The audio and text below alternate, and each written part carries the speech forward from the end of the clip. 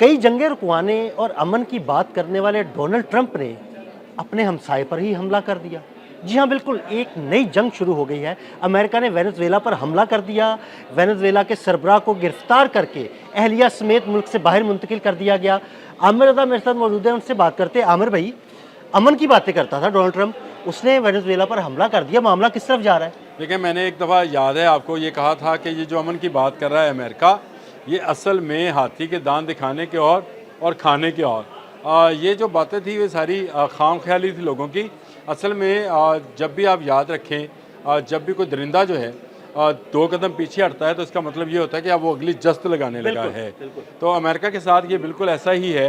America देखें इस वक्त दुनिया में मुख्तलिफ अनवा की जंगें जो है लड़ रहा है। सुलह करानी तो ठीक है कि उसने सुलह कराई या नहीं कराई, जिसका क्रेडिट डोनाल्ड ट्रंप जो है वो लेना चाह रहे थे और उसके लिए वो चाहते थे कि अमन का नोबल इनाम जो है उनको दिया जाए। लेकिन वो बहाना तो चाइना ने फोड़ दिया। अच्छा, वो चाइना ने फोड़ दिया, लेकिन नोबल का अमन ही वो जो मांगते थे कि अवार्ड जो है उनको इसलिए मिले कि उन्होंने 8 या 9 जंगें बंद कराई थी, लेकिन असल में वो 2 कदम पीछे हट रहे थे। और अब आप देख लें वेनेजुएला से ईरान तक जो है आपको अमेरिका जारहियत पसंद नज़र आना शुरू हो गया है। जब वो मामला निकल गया, नहीं मिला अमन का अवार्ड, और उसके बाद वो अपने असल रूप में सामने आना शुरू हुए। और वेनेजुएला पर पहले ये इल्ज़ाम लगाया कि यह मंशियात बेचता है और मंशियात लेकर आता है। ये बैन अगर आपने सब लोगों ने बचपन में अपने कहानी पढ़ी होगी भेड़िया और भेड़ वाली, कि तुमने जो पानी पी रही हो तुम पानी कतला कर रही हो। उसने कहा मैं तो निचली साइड पे, ये निचली साइड पे है वेनेजुएला। उसने कहा मैं निचली साइड पे हूँ, मैं कैसे तुम्हें भेज रहा हूँ, मैक्सिको से आ रही होगी भाई मंशियात। उन्होंने कहा नहीं, जो तुम्हारे जहाज़ तेल बरदार जहाज़ है ना, ये मंशियात लेकर आते हैं, और उन पर हमला कर दिया, समंदर के अंदर हमला किया। वेनेजुएला की सूरत हाल ये है कि ये कमज़ोर मुल्क है, यानी इसमें इसके अंदर इसकी अपनी इकॉनमी जो है, गो कि इसका तेल बहुत ज़्यादा है, लेकिन इसके बावजूद इसकी इकॉनमी जो है उस तरह से मजबूत नहीं हो सकी, इसकी फ़ौज उस तरह से मजबूत नहीं हो सकी।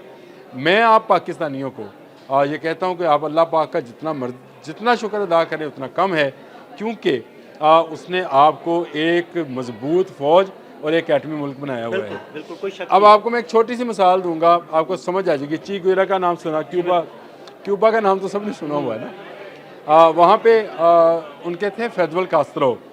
जब कोल्ड वार जारी थी तो उस वक्त ये बिल्कुल आप समझे कि अमेरिका के साथ एक छोटा सा मुल्क है क्यूबा, जिसकी कोई इतनी फोर्स भी नहीं है, जो इतनी ताकत भी नहीं रखता, शायद जहाज़ भी ना हो, लेकिन फेडरल कास्त्रो वहाँ पे हुक्मरान थे। तो अमेरिका ने उस मामले में धमकी लगाई उनको कि आपके मुल्क में तो हम 1 घंटे के अंदर अंदर कब्जा कर लेंगे। तो उसने बड़ी मज़े की बात की थी कि जलसे की उम्र। उसने कहा देखिए, हमारे पास ताकत नहीं है कि हम फ़ौज के ज़रिए, बंदूक के ज़रिए जो है अमेरिका का मुकाबला करें। हाँ, रशिया के चंद मिसाइल हमारे साहलों पर नस्ब हैं जो कि एटमी हैं, हमारी तरफ गोली चलेगी, हम मिसाइल हैं, मिसाइल चला देंगे। उसके बाद अमेरिका आज का दिन, वो दिन और आज का दिन, ये मैं 80s की बात बता रहा हूँ आपको, 80s से लेकर अब तक आज तक अमेरिका ने कभी जुर्रत नहीं की कि वो क्यूबा की तरफ आंख उठाकर देख ले। ये मैं कहता हूँ कि आप लोग शुक्र अदा किया करें कि आपको एटमी कुव्वत अल्लाह ताला ने बनाया कि आपकी तरफ कोई आंख उठाकर देख नहीं सकता है। आज अगर निकोलस मोदोरो जो हैं पकड़े गए अपनी अहलिया समेत, तो क्यों? क्योंकि उनके पास एक बड़ी फ़ौज नहीं थी। और अभी मेरे दोस्त बलाल बता रहे थे कि 1.5 लाख की सारी फ़ौज है उनकी, और उसमें भी ज़्यादातर वो लोग हैं जो मुख्तलिफ़ इल्लतों और ज़िल्लतों का शिकार हैं। और बहुत सारे तो वही बिलाल साहब की आपने बात की, तो वो यही बता रहे थे कि उसमें जो रेशो है फ़ौज छोड़ के भागने वालों की, वो सबसे ज़्यादा है। तो भगोरे उसमें ज़्यादा हैं। उन्होंने क्या मुकाबला करना था, ये गरीब मुल्क देखकर अमेरिका उस पर चढ़ दौड़ा है। लेकिन याद रखें, ये एक तैयारी है उस हमले की जिसका मैं 2 दिन से जिक्र कर रहा हूँ कि बार बार मैं आपको बता रहा हूँ कि ईरान में मुदाखलत करना चाह रहा है अमेरिका। इससे पहले भी उसने ईरानी तेल का बहाना बनाकर ही ऑयल टैंकर को निशाना बनाया था कि वेनेजुएला पे ईरान का तेल पहुँच रहा है, जो कि हमने उस पर सैंक्शंस लगा रखी हैं। तो ईरान का नाम ही वेनेजुएला के लिए इस्तेमाल किया। बिल्कुल अपने करीबी हमसाये पर उसने हमला किया है, और इससे पहले उन्होंने कहा था कि हम ज़मीनी हमला करेंगे, लेकिन फिर उन्होंने क्रॉक्स पर जो है फ़ज़ाई हमला किया और मुख्तलिफ जो उनकी एयर स्ट्रिप्स थी उनको तबाह किया, ताकि उनके पास जो अगर कुछ जहाज़ मौजूद भी हैं तो वह फ़ज़ा में उड़ ना सकें। और उसके बाद उन्होंने, उनके मेरीन्स ने ये कार्रवाई की और निकोलस मोदोरो को जो है अहलिया समेत गिरफ़्तार करके बकौल डोनाल्ड ट्रंप के, जो उन्होंने ट्रुथ सोशल पे जो बयान जारी किया है, उसमें उन्होंने कहा है कि उसको निकोलस मदोरो और उसकी अहलिया को बैरून मुल्क मुंतकिल कर दिया गया है। ये कमज़ोर मुल्क को दबाने का एक सुपर पावर का हथियार है। लेकिन आप देखें कि इस वक्त दुनिया भर से इस पर जो है मज़म्मती बयान जारी हो रहे हैं। चाइना, रशिया, क्यूबा, वियतनाम, तमाम ममालिक ने जो है इसकी मजम्मत की है और कहा है कि यह अक़वाम मुत्तहिदा के चार्टर के ख़िलाफ़ है कि आप एक मुल्क पर हमला करें और उसके सदर और उसकी अहलिया को जो है आप गिरफ़्तार करके दूसरे मुल्क में पहुँचा दें। तो ये खुली जारहियत है जो अमेरिका ने की है। और आप अभी बता रहे थे शुरू में, आपने यही कहा कि ये तो बड़े अमन के दाई बने फिरते थे। ये कहते थे कि अमन का पीस अवार्ड जो है वो मुझे मिले, नोबल इनाम, और मुझे दिया जाए क्योंकि मैंने जंगें बंद कराई हैं। तो ये क्या है? ये वो रुख है जो असल अगर मैं एक सा नाम लेना चाहूँ तो सहूनी रुख है, यानी वो सहूनियत जिसमें गज़ा में जो हमला किया जाता है, वैसी ही सहूनियत जो है इस वक्त वेनेज़ुएला पर आई है। वेनेज़ुएला के अवाम के साथ हमारी पूरी हमदर्दियाँ हैं क्योंकि उन पर हमला किया गया है, वो किसी पर हमलावर नहीं हुए। देखें, अमेरिका एक बड़ा मुल्क है, सुपर पावर है, दुनियावी सुपर पावर है, और वो ये अगर समझता है कि उसके मुल्क में मंशियात आ रही हैं तो वो उसके लिए बेहतर इंतज़ाम कर सकता है, बॉर्डर सील कर सकता है, जहाज़ों का ना आने देना उसका हल हो सकता है।